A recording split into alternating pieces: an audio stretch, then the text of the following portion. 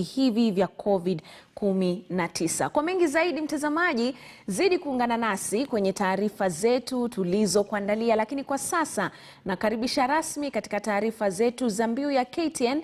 Jina langu ni Frida Mwaka, tuangazie yaliyomo. Na mtazamaji, tukiangazia taarifa tulioipa kipaumbele hii leo ni kwamba Spika wa Bunge la Taifa Justin Muturi amemkosoa Jaji Mkuu David Maraga kwa pendekezo lake kwa rais kwamba bunge livunjwe, akisema kwamba Maraga hajawazia kwa kina sheria hiyo anayoitaja kuwa inaharamisha kuwepo kwa bunge.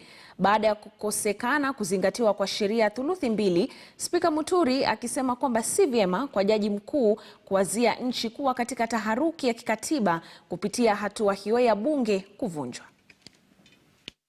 The Commission has taken the firm position that the action by the Right Honourable Chief Justice to advise His Excellency the President to, as aforesaid, is ill-advised, premature, and unconstitutional, and is a recipe for plunging the country into a constitutional crisis of monumental proportions.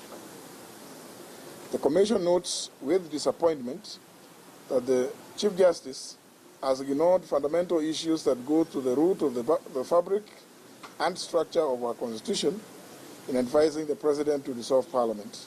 In particular, the Chief Justice glossed over the fact that there are two High Court petitions set for hearing on the 7th of October 2020 to determine, among other issues, whether the order made by Justice Matifo on 29th of March 2017 during the tenure of the 11th Parliament is applicable to the 12th Parliament, which was elected in August of 2017.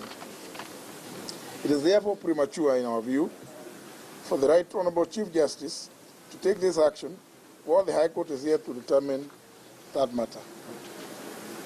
The Commission notes that the Chief Justice, in his advice to the President, stated as follows, and I quote, "In these circumstances, let us endure pain, if we must, if only to remind ourselves as a country that choices, and particularly choices on constitutional obligations, have consequences.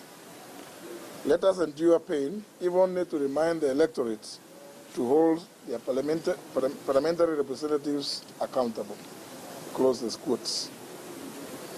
The Commission regrets that the Chief Justice appears to be willing, even eager, to plunge the country into a constitutional crisis without exercising wisdom and circumspection that is expected of the high office that he holds.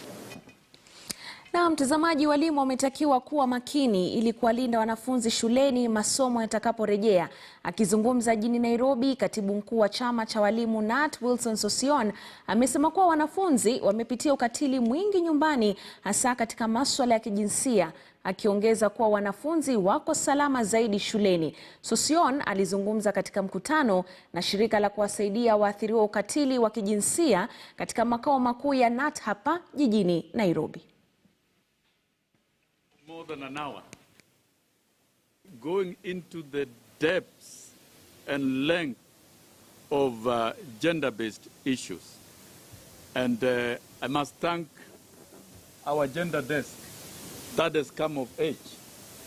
Looking at the number of trainings that have been conducted, I am satisfied as a Secretary General that there is a living gender desk. And therefore, together with the partnership of Gender Recovery Center, we will be conducting trainings in all the branches. It is not now selected. It is in all the branches.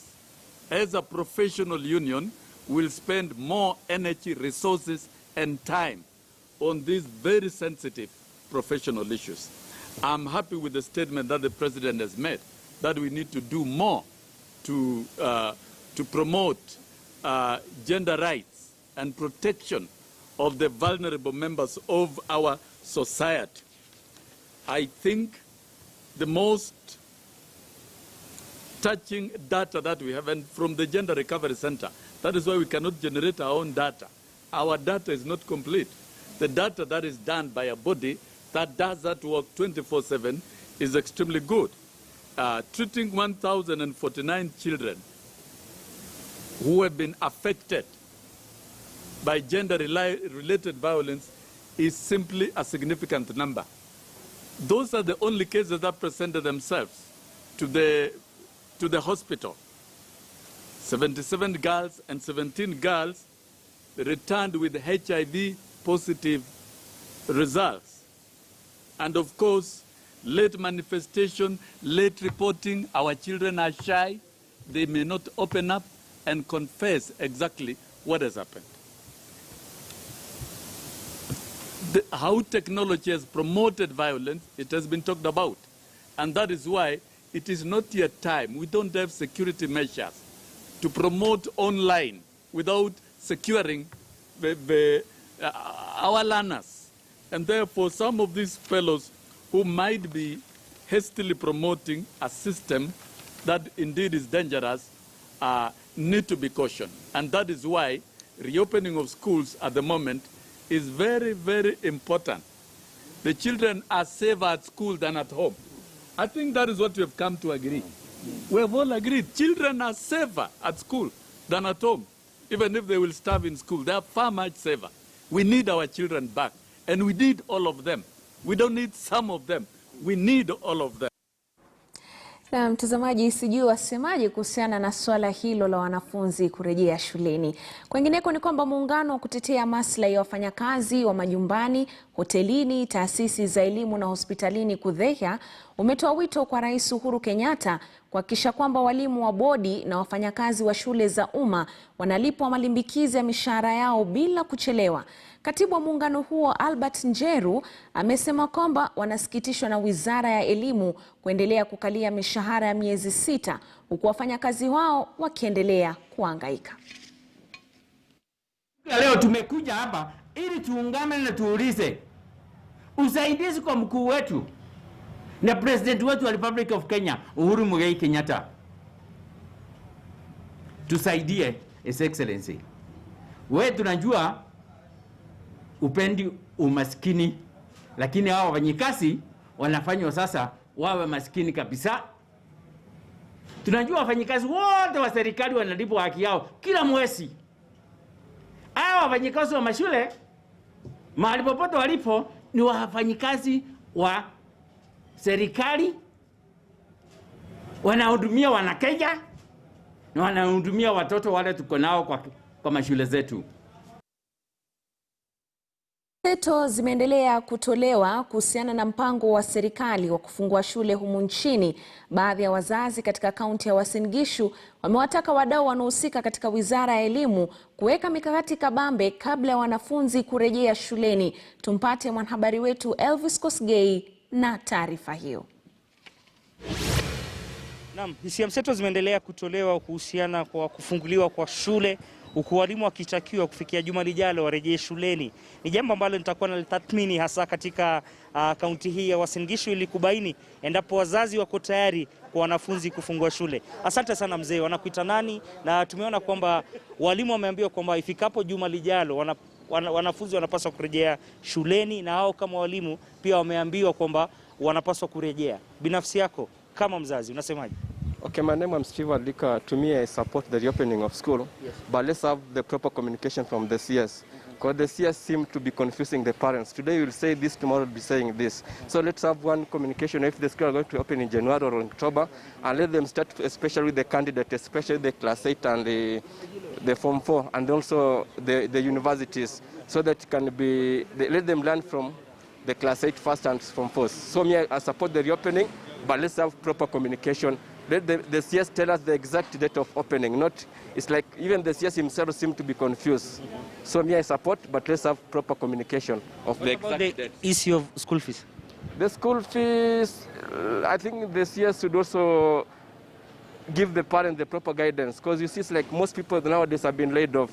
So it's like most parents, they don't have money. So even the CS can give the parents, maybe let the school open, but the school be paid next year. Let the government cater for the school fees. To me, like the issue of desk, I don't think desk is a priority.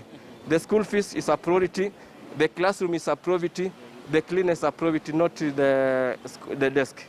Okay. Asante sana, wacha nisikie kutoka kwa mzazi mwingine. Wanakuita nani bwana? Hapa ni mimi nimetoa maoni hapa bado.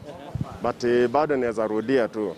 Nataka niseme hivi, tunaomba serikali yetu ambayo tulipigia kura itusikize hii kilio chetu kama wazazi. Mambo ya school fees, nitarudia tu pale pale. School fees ndio shida kabisa. Kitu ya kwanza serikali inafaa kujua, wale watu wenye ambayo walifukuzwa kazini kwa sababu ya corona, wale watu wenye wamekuwa kwa mahoteli zao zikafungwa, wengine wamefanya kazi kwa mabaa zikafungwa, wengine wakakuwa kwa kampuni fulani zote zikafungwa, na hao ndio wazazi. Hakuna mzazi mwingine. So hata school fees shida imekuwa hata ya kulipa rent. Mpaka landlord wanangolea watu milango, wanawafungia manyumba. Kama wangekuwa na pesa, hawangekuwa wanafanywa madhara kama hayo. Sasa mkifungua shule saa hii, hao wazazi mmewapea pesa ambayo watarudishia watoto shuleni. Inafaa kwanza serikali iangalie hilo jambo kabisa. Mambo ya school fees. Wachunge watoto wetu, wachunge wazazi. Sisi ni wananchi wa Kenya. Tunafaa kuchungwa kama wale wengine. Asante sana. Wacha nisikie kutoka kwako. Asante sana. Kama mimi ni mwanafunzi, mimi nilikuwa naendelea na shule vizuri na hii janga ya corona ilikuja. Sasa mimi naomba tu watu waende shule. Kama saa hii mimi niko na vitu za shule na nimeanza kutangaza watu waende shule. Watu waende shule. Haya, wacha nisikie maoni ya mwisho kutoka kwa mmoja tu hapa karibia. Unasemaje kuhusiana na mambo ya shule? Okay, kwa maoni yangu kabisa, jambo ambalo linanisikitisha ni kwamba serikali imesema shule ifunguliwe. Na kitu ambacho najiuliza, wakati ule serikali ilikuwa inasema mambo na social distancing. Ukiangalia shule mingi katika Kenya yetu, wengi hawana madesk.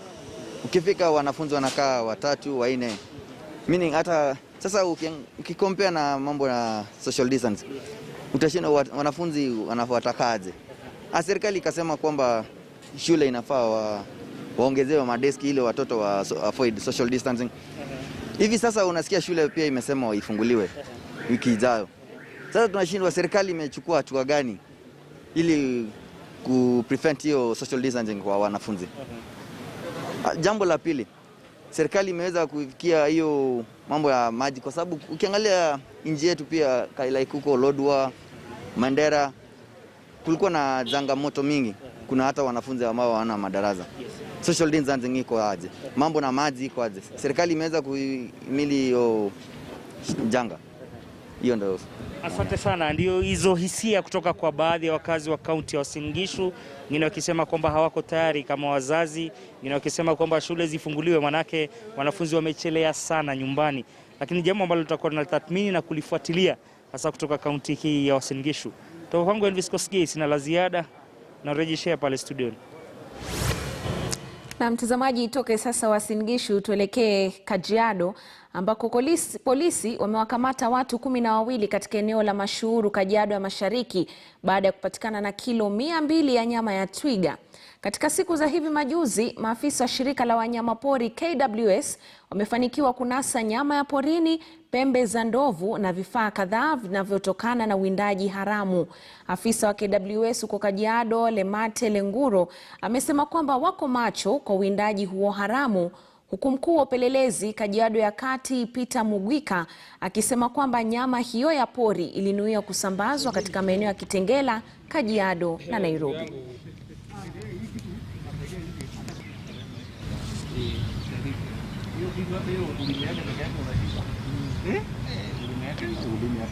Kuna twiga ameuliwa mahali kunaitwa Pai kule Masuru.